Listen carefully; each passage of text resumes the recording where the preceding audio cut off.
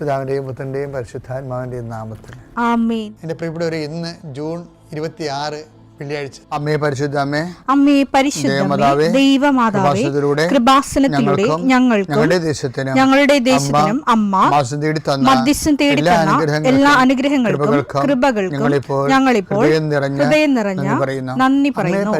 അമ്മേ പരിശുദ്ധമേ, ദൈവമാതാവേ, 2004 ഡിസംബർ 7 ഉച്ചകഴിഞ്ഞ് 2:30 കൃപാസനത്തിൽ സംഭവിച്ച അമ്മയുടെ പ്രത്യക്ഷപ്പെടലിനെ കുറിച്ച് തിരുസഭ സമർപ്പിച്ചിരിക്കുന്ന പഠനരേഖകളുടെ മേൽ സഭാത്മകമായ പഠനം ആരംഭിക്കുവാൻ ഞങ്ങൾ പ്രാർത്ഥിക്കുന്നു. അമ്മേ പരിശുദ്ധമേ, ഭൂസ്വർലോകങ്ങളുടെ രാജ്ഞിയായ അങ്ങേയ്ക്ക് ഭൗമസംരക്ഷണത്തിനായി പ്രപഞ്ചപ്രകൃതിയെ തന്നെ തിരുസഭ പ്രതിഷ്ഠിക്കുവാൻ ഈ പ്രത്യക്ഷീകരണം വഴി ഇടയാക്കണമേ. പരിശുദ്ധമേ, ജപമാല മാതാവേ, സകല കൃപാസനം പ്രാർത്ഥനയോടും ചേർത്ത് ഞങ്ങളിപ്പോൾ പ്രാർത്ഥിക്കുന്ന ഈ കുടുംബത്തിന്റെ പ്രത്യേക നിയോഗം മക്കളെ. അമ്മയുടെ പ്രത്യക്ഷീകരണത്തിന്റെ ഈ അനുഗ്രഹവേളയിൽ ഞങ്ങൾക്ക് സാധിച്ചു തരുവാൻ കനിയണമേ. ആമേൻ. വിശ്വാസ പ്രമാണം. സർവശക്തനായ പിതാവും ആകാശത്തിന്റെയും ഭൂമിയുടെയും സൃഷ്ടാവുമായ ദൈവത്തിൽ ഞാൻ വിശ്വസിക്കുന്നു. അവിടുത്തെ ഏകപുത്രനും ഞങ്ങളുടെ കർത്താവുമായ ഈശോ മിശിഹായിലും ഞാൻ വിശ്വസിക്കുന്നു. ഈ പുത്രൻ പരിശുദ്ധാത്മാവിനാൽ ഗർഭസ്ഥനായി കന്യകാമറിയത്തിൽ നിന്ന് പിറന്ന് പൊന്തിയോസ് പീലാത്തോസിന്റെ കാലത്ത് പീഡകൾ സഹിച്ച് കുരിശിൽ തറയ്ക്കപ്പെട്ട് മരിച്ച് അടക്കപ്പെട്ട് പാതാളങ്ങളിൽ ഇറങ്ങി മരിച്ചവരുടെ ഇടയിൽ നിന്ന് 3-ാം നാൾ ഉയർത്ത് സ്വർഗത്തിലേക്ക് എഴുന്നള്ളി സർവശക്തിയുള്ള പിതാവായ ദൈവത്തിന്റെ വലതുഭാഗത്തിരിക്കുന്നു. അവിടെ നിന്ന് ജീവിക്കുന്നവരെയും മരിച്ചവരെയും വിധിക്കുവാൻ വരുമെന്നും ഞാൻ വിശ്വസിക്കുന്നു. പരിശുദ്ധാത്മാവിലും ഞാൻ വിശ്വസിക്കുന്നു.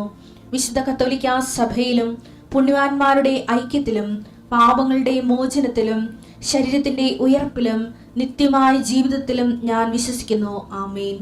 സ്വർഗ്ഗസ്ഥനായ ഞങ്ങളുടെ പിതാവേ, അങ്ങയുടെ നാമം പൂജിതമാകണമേ.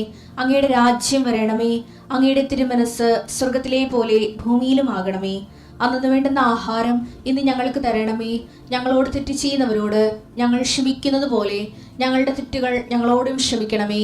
ഞങ്ങളെ പ്രലോഭനത്തിൽ ഉൾപ്പെടുത്തരുതേ, തിന്മയിൽ ഞങ്ങൾ രക്ഷിക്കണമേ. ആമേൻ. നന്മ നിറഞ്ഞ മറിയമേ, സ്വസ്തി. കർത്താവ് അങ്ങയുടെ കൂടെ സ്ത്രീകളിൽ അങ്ങ് അനുഗ്രഹിക്കപ്പെട്ടവളാകുന്നു. അങ്ങയുടെ ഉദരത്തിൻ ഫലമായി ഈശോ അനുഗ്രഹിക്കപ്പെട്ടവനാകുന്നു. പരിശുദ്ധ മറിയമേ, തമ്പുരാന്റെ അമ്മേ, പാപികളായ ഞങ്ങൾക്ക് വേണ്ടി ഇപ്പോഴും ഞങ്ങളുടെ മരണസമയത്തും തമ്പുരാനോട് അപേക്ഷിക്കണമേ. ആമേൻ. എൻ്റെ പ്രിയപ്പെട്ടവർ, ഇന്ന് ഞാൻ പറഞ്ഞായിരുന്നു ഇന്ന് രേഖകൾ കൈവച്ച് പ്രാർത്ഥിക്കുന്ന സമയമാണ്. അപ്പോൾ നിങ്ങൾക്ക് എവിടെയോ പ്രാർത്ഥന ആവശ്യമുള്ളത് അവിടെ നിൽക്കണമെന്ന് ഞാൻ പറഞ്ഞായിരുന്നു. ഇപ്പോൾ നിങ്ങൾ ചിലപ്പോൾ പട്ടണത്തിലൊക്കെ ആയിരിക്കും നിങ്ങളുടെ കടകളൊക്കെ. അപ്പോൾ ഇപ്പോൾ നിങ്ങൾ പട്ടണത്തിലായിരിക്കത്തില്ല.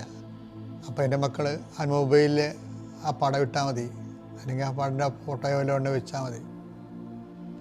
നമ്മൾ ദൈവതിരുസന്നിധിയിലല്ലേ സമർപ്പിക്കണത്. കർത്താവിനെ നമ്മളത് മനസ്സ് ഓർക്കണത് തന്നെ ഈ ബ്ലെസ്സിങ്ങിൻ്റെ ലൊക്കേഷനാണ്.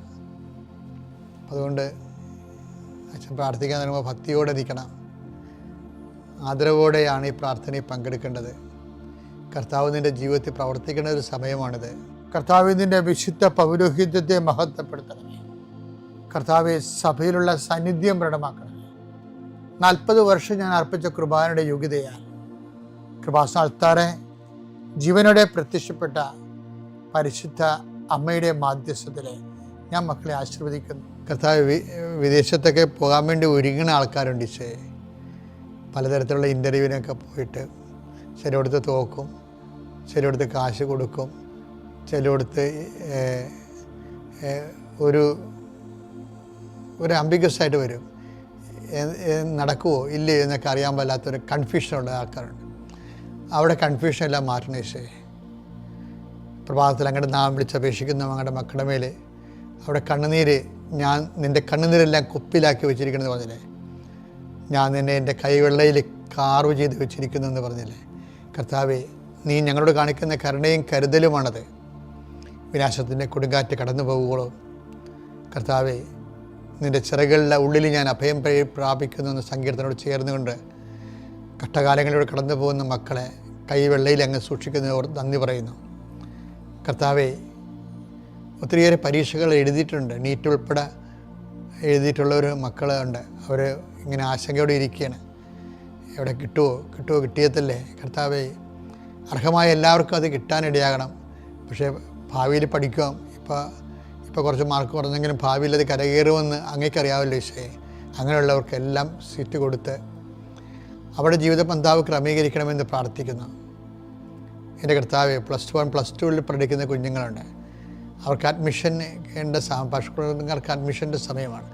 ചിലക്ക് 2 അലോട്ട്മെൻറ്റ് കഴിഞ്ഞിട്ടും ഇപ്പോഴും അഡ്മിഷൻ ആയിട്ടില്ല. അവരെല്ലാം ഓർത്തിപ്പോൾ പ്രാർത്ഥിക്കണം ഈശോയെ. ഒരിക്കലും വിദ്യാഭ്യാസം ആർക്കും നിഷേധിക്കാൻ ഇടവരുത്തരുത് ഈശോയെ.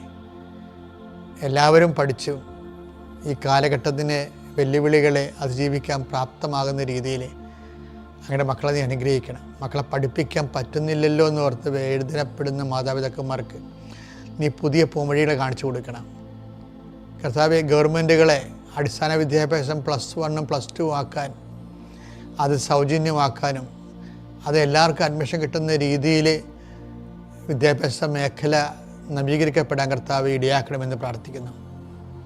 ഇപ്പോൾ ഞങ്ങൾ കയ്യിലെടുത്തിരിക്കുന്ന രേഖകൾ ഞങ്ങൾ ജീവിതമാർഗം കണ്ടെത്തുന്ന ഓരോ തൊഴിലിടങ്ങൾ, ഞങ്ങളിപ്പോൾ എവിടെയാണ് നിൽക്കുന്നത്, എന്തിനു വേണ്ടിയാണ് നിൽക്കുന്നത്, ആ അനുഗ്രഹ സ്ഥലങ്ങളെ ഇപ്പോൾ നീ ആശീർവദിക്കണമെന്ന് പ്രാർത്ഥിക്കുന്നു.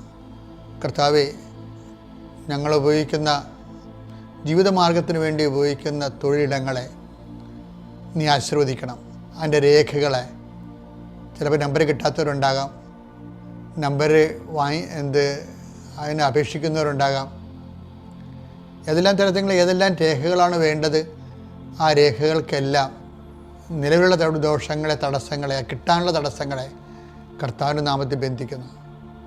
എൻ്റെ കർത്താവിൻ്റെ ഉന്നതമായ നാമത്തിൽ നിൻ്റെ വാഹനങ്ങളെ ഞാൻ ആശീർവദിക്കുന്നു. നീ ഉപയോഗിക്കുന്ന നീ പോകുന്ന വഴികളെ ഞാൻ ആശീർവദിക്കുന്നു. നിൻ്റെ വാഹനത്തിൻ്റെ, നീ ഹയർ ചെയ്ത വാഹനമായാലും, വാടകയ്ക്കെടുത്ത വാഹനമായാലും, ടാക്സി എടുത്ത വാഹനമായാലും, ഗവൺമെൻറ് വാഹനങ്ങളായാലും, അതെല്ലാം നീ സഞ്ചരിക്കുമ്പോൾ കർത്താവിൻ്റെ നാമത്തിൽ സംരക്ഷിക്കപ്പെടട്ടെ. ആ വാഹനത്തിന് കുറുകയും നെടുകയും പോകുന്ന മറ്റു വാഹനങ്ങളും തട്ടുപിടി അപകടം ഉണ്ടാകാതിരിക്കാൻ അവൻ നിന്നെ തൻ്റെ തൂവലുകൾക്കുള്ളിൽ മറച്ചുകൊള്ളുമെന്ന് പറഞ്ഞ നിൻ്റെ പാദങ്ങൾ കല്ലിൽ തട്ടാതിരിക്കാൻ ദൂതന് കൽപ്പിക്കുന്നതാണ് ചെയ്ത സംരക്ഷണത്തിൻ്റെ ദൈവം കർത്താവ് നിന്നെ അനുഗ്രഹിക്കുകയും ആശ്വസിപ്പിക്കുകയും സംരക്ഷിക്കുകയും ചെയ്യട്ടെ. എൻ്റെ പ്രിയപ്പെട്ടവരെ, നമ്മളെ കഴിഞ്ഞ ദിവസങ്ങളിലെ ഈ അമേരിക്കൻ ഡ്രോൺ നിന്ന് റോക്കറ്റ് വന്ന് നമ്മളുടെ കപ്പലിൽ, ഇന്ത്യൻ കപ്പൽ ഹിറ്റ് ചെയ്യപ്പെട്ടു.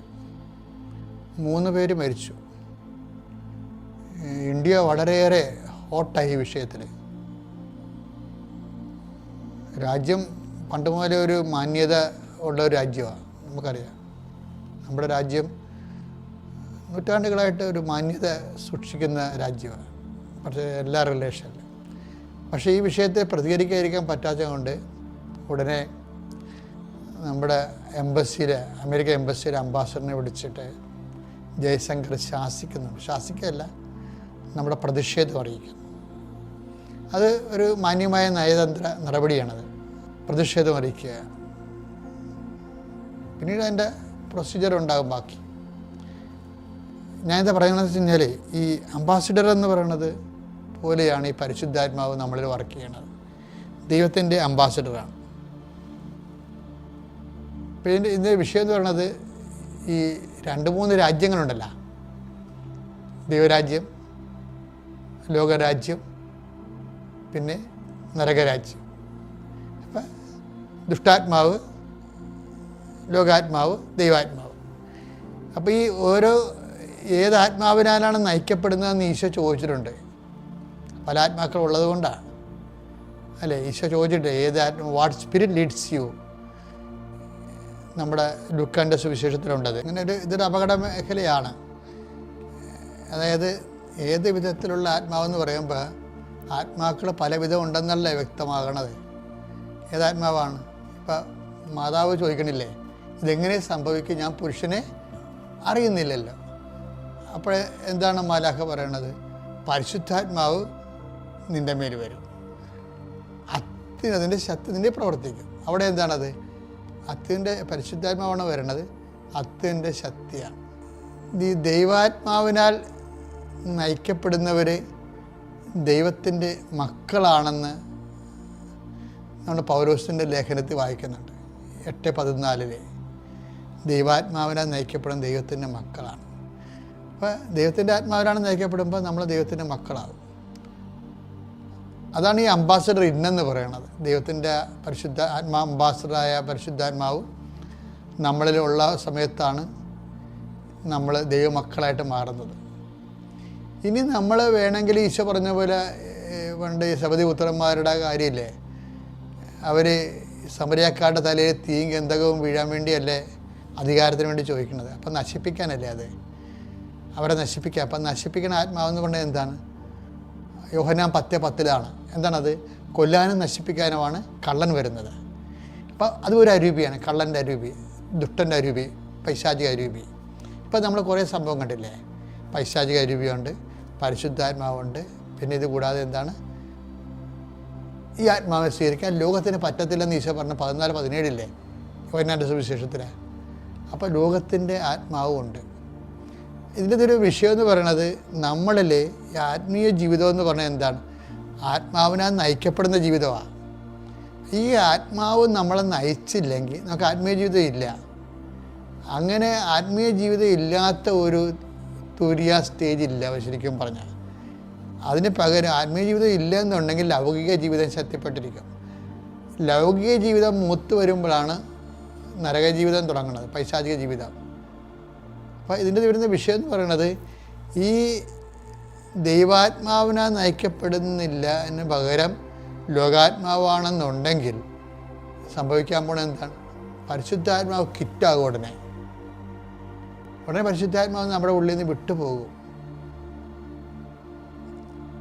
അത് വിട്ടുപോകുമെന്ന് പറയാൻ കാര്യം പരിശുദ്ധാത്മാവിനെ ദുഃഖിപ്പിക്കരുതെന്ന് പറഞ്ഞതിൻ്റെ കാരണം അതാണ്. എഫേസ്യർ 4:30 വായിച്ചു. രക്ഷയുടെ ദിനത്തിന് വേണ്ടി നിങ്ങളെ മുദ്രിതരാക്കിയ ദൈവത്തിന്റെ പരിശുദ്ധാത്മാവിനെ വേദനിപ്പിക്കരുത്. വേദനിപ്പിച്ചു കഴിഞ്ഞാൽ അംബാസഡർ അപ്പം തന്നെ പോകും. ലോകരാജ്യമാണ് ഇവിടെയെന്നുണ്ടെങ്കിൽ പിന്നെ പരിശുദ്ധാത്മാവ് നിൽക്കത്തില്ല. നിങ്ങൾ ആമ്പായിട്ട് പരിശുദ്ധ സ്വീകരിച്ചാലും എല്ലാം കണക്കാണ്. അതായത് ഒത്തിരി ആൾക്കാർ പറ്റിപ്പിൽ ജീവിക്കുന്നുണ്ട്. കാര്യം പരിശുദ്ധാത്മാവ് ഇല്ല. പിന്നെ എന്താണ് നിങ്ങൾ പരിശുദ്ധ കുർബാന സ്വീകരിക്കണേ? How can you receive it? അത് പരിശുദ്ധാത്മാവ് ഉണ്ടോ ഇല്ല എന്നുള്ളത് എങ്ങനെ അറിയണത്? ഈശോ ചോദിച്ചില്ലേ, വാട്ട് സ്പിരിറ്റ് ലീഡ്സ് യു? എന്ത് അരൂപിയാണ് നിങ്ങളെ നയിക്കണത്? അപ്പോൾ ആ അരൂപി എന്ന് പറഞ്ഞത് കൊല്ലാനും നശിപ്പിക്കാനുള്ള അത് അരൂപിയാണെങ്കിൽ ദുഷ്ടൻ്റെ അരൂപിയല്ലേ വരണത്. അപ്പോൾ അതുകൊണ്ട് തന്നെ ആത്മീയ ജീവിതത്തിന് നല്ല വില കൊടുക്കാതെ, അത്ര വില കൊടുക്കാതെ നമുക്കിത് മുന്നോട്ട് പോകാൻ പറ്റത്തില്ല. അതുകൊണ്ട് തന്നെ പരിശുദ്ധാത്മാവ് ദുഃഖിപ്പിക്കുക മാത്രമല്ല നിർവീര്യമാക്കരുതെന്നും പറയുന്നുണ്ട്. പരിശുദ്ധാത്മാവ് ഒരു വ്യക്തിയായത് കൊണ്ടാണ് വേദനിപ്പിക്കരുതെന്ന് പറയണത്. പരിശുദ്ധാത്മാവ് ഒരു ശക്തി ആയതുകൊണ്ടാണ് നിർവീര്യമാക്കരുതെന്ന് പറയണത്. കാര്യം 1 തെസ്സലോനിക്കർ 5:19 എടുത്തേ. ആത്മാവിനെ നിങ്ങൾ നിർവീര്യമാക്കരുത്. അതിൻ്റെ അർത്ഥം കണ്ടാ, ആത്മാവിനെ നിങ്ങൾ നിർവീര്യമാക്കരുത് എന്ന് വെച്ചാൽ അർത്ഥം എന്താ? നമുക്ക് വേണമെങ്കിൽ നിർവീര്യമാക്കാവുന്ന അതിൻ്റെ അർത്ഥം. പല അണ്ണന്മാർക്ക് സംഭവിച്ചിരിക്കുന്നത് അതാണ്. അവർ ലോകാരൂപിയിൽ ജീവിക്കാൻ വേണ്ടി പരിശുദ്ധാത്മാവ് ജീവിച്ചു വരുമ്പോൾ പരിശുദ്ധാത്മാവ് ഓട്ടോമാറ്റിക്കായിട്ട് നിർവീര്യമാകും.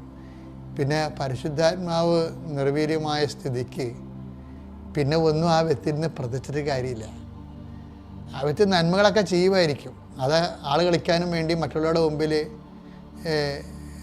നല്ല പിള്ള ചമയാൻ വേണ്ടിയുള്ള ലോകാരൂപിയുടെ തന്നെ മറ്റൊരു അഭ്യാസമായിരിക്കും. ദൈവമായിട്ട് ചിലപ്പോൾ അതിന് ബന്ധമുണ്ടാകത്തില്ല. ദൈവമായിട്ട് ബന്ധമില്ലാത്ത നന്മ പ്രവൃത്തികളെന്ന് പറയണത് ഹൃദയമില്ലാത്ത പ്രാർത്ഥനയ്ക്ക് തുല്യമാണ്. അതുകൊണ്ട് ആത്മീയ ജീവിതത്തിലാണോ എന്ന് നമ്മൾ ചിന്തിക്കുകയും അല്ലെന്നുണ്ടെങ്കിൽ വണ്ടി പാളത്തിൽ കൊണ്ടുവന്ന് ഇടാൻ വേണ്ടി പ്രത്യേകം ശ്രദ്ധിക്കുകയും ചെയ്യുക. പിതാവിൻ്റെയും പുത്രൻ്റെയും പരിശുദ്ധാത്മാവിൻ്റെയും നാമത്തിൽ.